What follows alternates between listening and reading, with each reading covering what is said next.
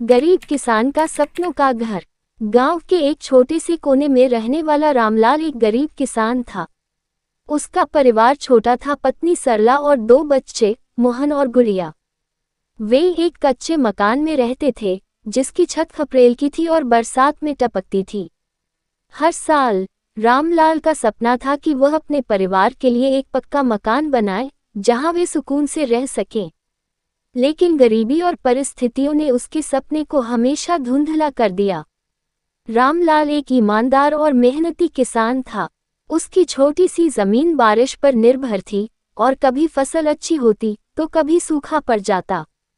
उसके पास इतनी आमदनी नहीं थी कि वह अपने परिवार की मूलभूत जरूरतें आसानी से पूरी कर सके, घर बनाना तो बहुत दूर की बात थी। फिर भी उसने हिम्मत नहीं हारी। वह सुबह जल्दी उठता, खेतों में मेहनत करता और शाम को दूसरों के खेतों में मजदूरी भी करने जाता। वह अपने बच्चों को पढ़ाना चाहता था ताकि वे उसकी तरह गरीबी में न रहें। एक दिन गांव में सरकार की तरफ से एक योजना आई, प्रधानमंत्री आवास योजना। इस योजना के तहत गरीब किसानों को पक्के मकान बनाने के लिए सहायता दी जा रही थी। रामलाल को जब ये खबर मिली तो उसके मन में आशा की एक नई किरण जगी। वह सरकारी दफ्तर गया और योजना के बारे में पूरी जानकारी ली। लेकिन समस्या ये थी कि योजना का लाभ उठाने के लिए कुछ पैसे लगाने पड़ते थे जो रामलाल के पास नहीं थे। उसने अपनी पत्नी से बात की। सरला ने कहा, हम अपने पशु बेच देते हैं और कुछ उधार भी ले लेते हैं।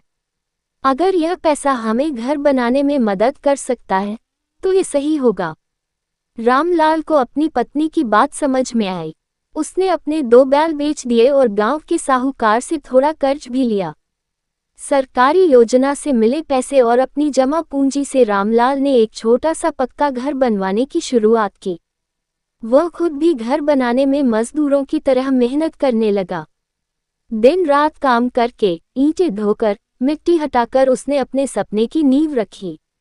बच्चे भी अपने पिता की मेहनत को देखकर खुश थे। मोहन अपने स्कूल के बाद मजदूरों को पानी पिलाता तो गुड़िया घर की छोटी मोटी जिम्मेदारियां संभालती। पूरा परिवार एकजुट होकर इस सपने को साकार करने में लग गया।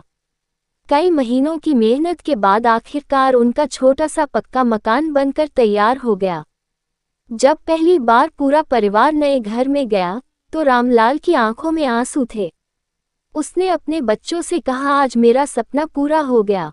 ये घर सिर्फ ईंट और सीमेंट का नहीं बल्कि हमारी मेहनत और उम्मीदों का घर है। सरला ने भगवान का शुक्रिया अदा किया और मोहन और गुड़िया खुशी से उछल पड़े। अब उन्हें बरसात में टपकती छत से डरने की जरूरत नहीं थी, न ही ठंडी रातों में ठिठुरने की।